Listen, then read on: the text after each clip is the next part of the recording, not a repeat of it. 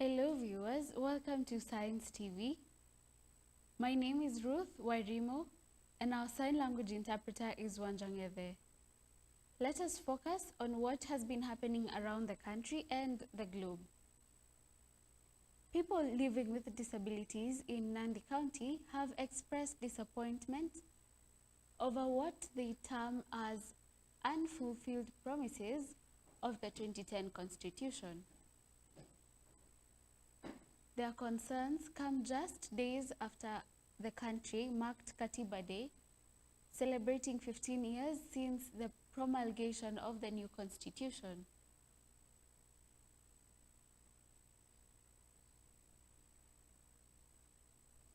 Speaking in Kapsabet town, Cosmas Kipchumba, a representative of PWDs in the county,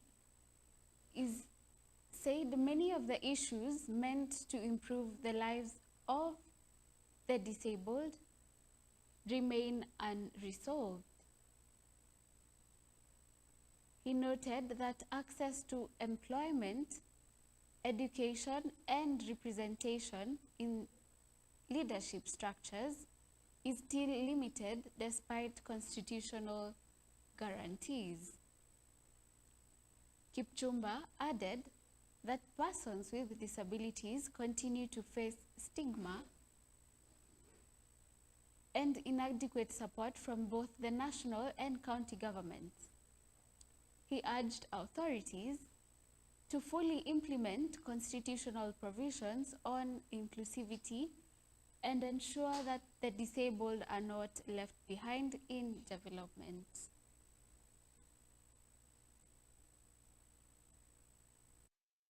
Watu ambao wako na ulemavu, I can say we are not celebrating the fruits of this constitution. Kwa sababu, one, tuliongelelea 5% kwa constitution, but that 5% haijakuwa implemented. A majority of PWD have not been employed. So tunahitaji, as we celebrate 15 years, let person living with disability enjoy, wale ambao wamesoma wapate kazi. Secondly, as we talk about issues of disability na constitution, kuna mambo na accessibility to our buildings and what haijakuwa implemented. So those are the issues that we want, as we celebrate these 15 years, to be implemented to the latter.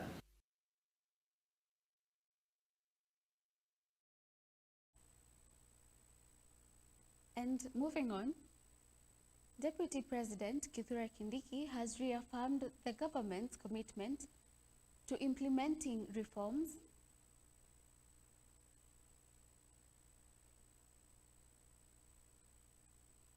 He said that Kenya Kwanza administration is focused on ensuring that students are prepared to meet the demands of the current job market and global trends.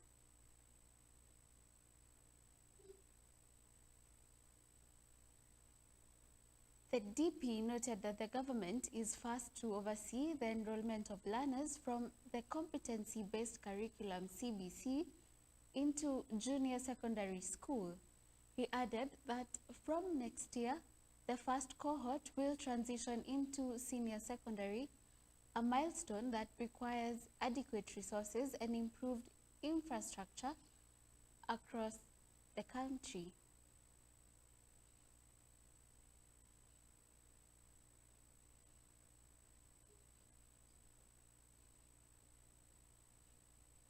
Dr. Kindiki emphasized that the government is working with stakeholders in education sector to expand facilities, train teachers, and provide the necessary support system to make the transition seamless.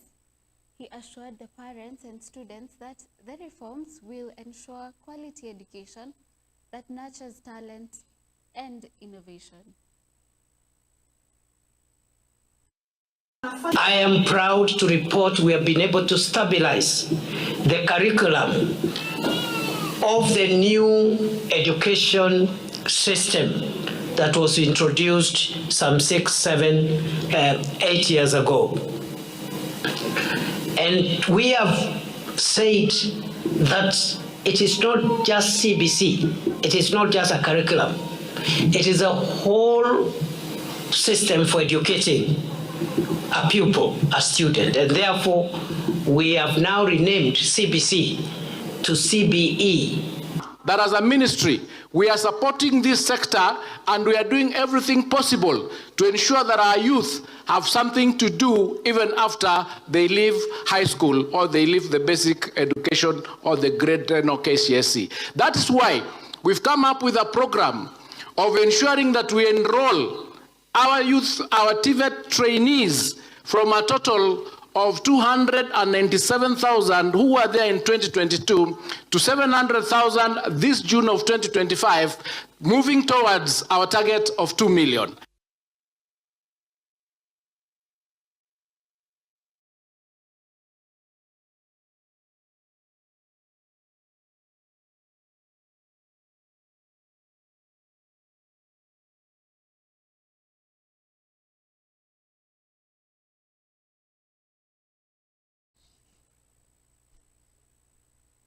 And moving on, the National Assembly Health Committee has visited Eldoret Town to investigate allegations of illegal kidney harvesting reportedly linked to Medihill Hospital.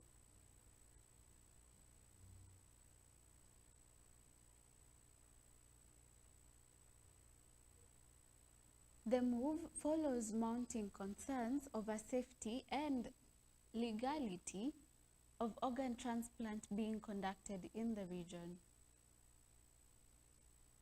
On Thursday, the committee met representatives from Moi Teaching and Referral Hospital, St. Luke Orthopedic and Trauma Hospital,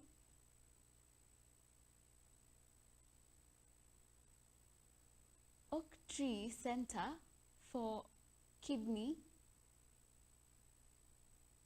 and Chronic Services as part of its probe into the alleged illegal kidney harvesting syndicate.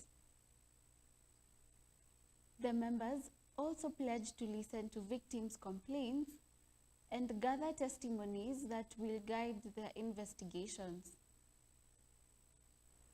The probe comes amid increasing reports of an underground organ trade in parts of the country. The committee assured Kenyans that anyone found culpable of violating medical and ethical standards would face the full force of the law.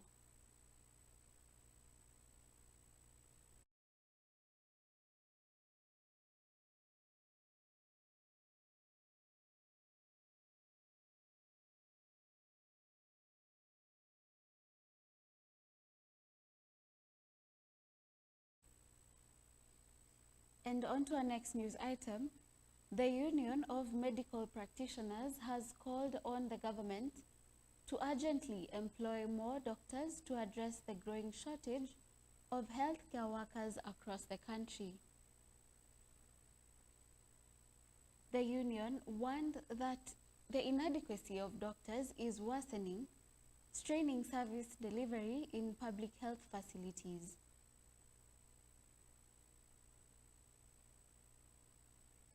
According to the medics, one doctor in Kenya currently attends to at least 10,000 patients, a ratio they say is far below the standards recommended by the World Health Organization. They cautioned that the situation is putting both patients and health practitioners under immense pressure. The doctors were speaking in Mombasa during the 28th Kenya Association of Physicians, KAP, and 10th East Central and Southern Africa College Physicians Annual Scientific Conference. Stakeholders at the meeting expressed frustration with the government's response urging immediate intervention to improve staffing in health sector. Utaona wagonjwa wanaambiwa wengine waende level 4, wengine level 3, lakini ukiangalia shida pahali iko katika level 3, level 4, kuna mhudumu ambaye amefika kiwango kile ambacho cha consultant level. Kwa sababu gani? Huku juu wenyewe hawako wengi, lakini ukiangalia hii program watu wakianza kuwa wengi katika level 5, inabidi wengine uwashukishe waende level 4. Watu wakikuwa wengi katika level 4 na washukisha waende 3. Kwa hivyo primary health care inaanzia chini. Inaanzia chini vipi? Una prevent watu wasipate magonjwa ya sukari, watu wasiwe na mapresha. Ukiangalia kusaidiwa tu kwa kukwambia kwamba tunataka wanafunzi wetu waende UK, haitawezekana sababu ni ngumu. Ndio maana tukashauriana afadhali tuanze hii program ambao wao watatufundisha, alafu tuwe na trainers tufundishe wanafunzi hapa hapa kwetu. So hichi kiwango tunakibuild ile gap ya wagonjwa kulingana na wale ambao ni madaktari wa consultant, iwe tunaweza ipunguza. Of course target yetu ni 2035 tuwe at least tuko na madaktari wakuu. All the societies are releasing guidelines, and the importance of this is, are we getting this information to the physicians who will be managing the Kenyan population, Ugandans, Zambians and Zimbabweans, and we see how we can be able to foster even better relationships. And the counties in Kenya here need to support this program, because the people will be working where they normally work. You pay them and they don't go for training. To our next news item, Kwale County Commissioner Stephen Orinde has raised alarm over reports that outlawed Mombasa Republican Council MRC is attempting to regroup in the county. He noted that the group, which was banned in 2010, poses a serious threat to peace and security if allowed to resurface.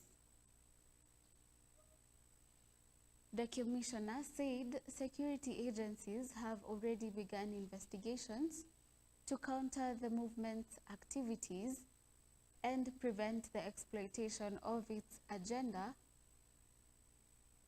for political purposes. He warned that individuals attempting to revive MRC risk facing firm legal action. Speaking during a peace meeting in Diani town, Orinde assured residents that the government remains vigilant and committed to maintaining stability in the coastal region. He urged the public to cooperate with security agencies by reporting any suspicious activities linked to the group.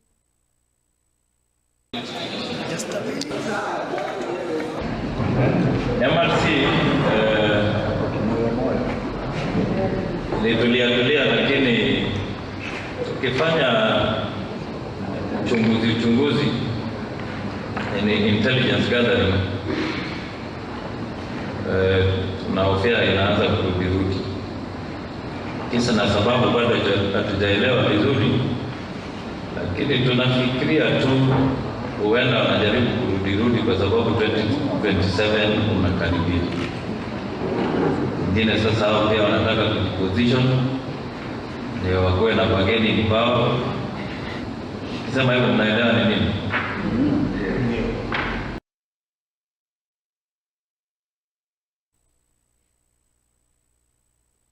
And moving on, residents of Chebukaka in Saboti, Trans Nzoia County, are calling on the police to take swift and tough legal action against rising cases of rape and defilement in the area. Their outcry follows the defilement and killing of 2 children aged below 10 years within the last month. In the most recent case, a 7-year-old girl was attacked while on her way to school, defiled, killed, and her body dumped in a maize plantation. Speaking at the scene, residents expressed fear and anger, saying that the suspect behind the incident is still unknown. They urged the security agencies to intensify investigations, ensure justice for the victims, warning that such cases are creating fear and insecurity in the community. Nikampea chai akakunywa na alafu nikampea vitabu ya kwenda shule. Sasa huwa anaenda na watoto na jirani yangu yako na wake wawili wadogo.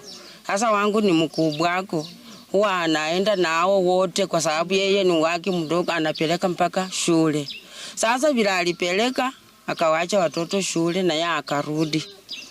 Sasa harakati ya mimi nikaa tu hapa mchana yote nikijua mtoto ako shule.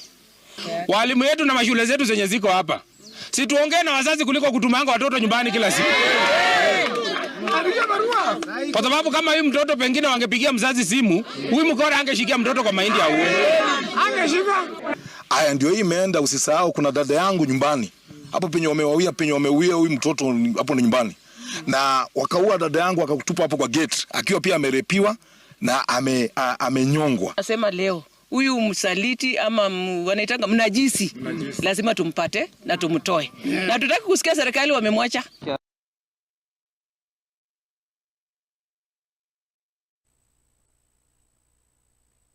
And on to our next news item. Residents of Kawap in Samburu have raised concerns over increased cases of terrorism in the area, blaming the situation on inadequate security. The locals said that the situation worsened after police officers who had been deployed and camping in the region were relocated. They are now appealing to the government to redeploy security personnel to restore peace and protect the community from further attacks. For a long time, the area has remained insecure due to persistent cattle rustling activities, which have left tens of families dead and many others injured. The wave of violence has forced some residents to flee, while others have been completely displaced.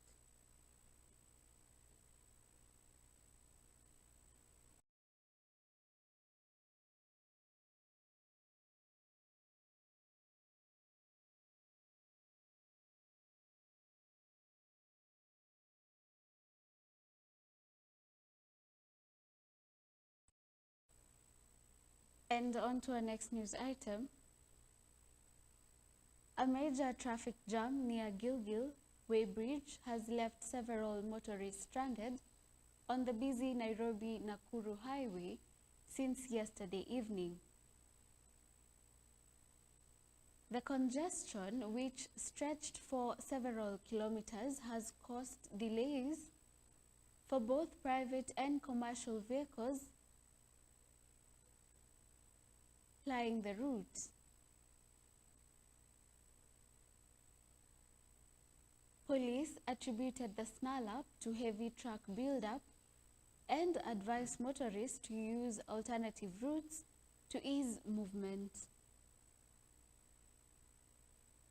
Travelers heading to Nakuru from Nairobi were urged to divert through Naivasha-Mai Mahiu Road, while those from the opposite direction were guided on detours to avoid the gridlock. By Friday morning, traffic police officers had been deployed to the area to help clear the jam and restore normal flow. Authorities have appealed to drivers to exercise patience as efforts to decongest the highway continue.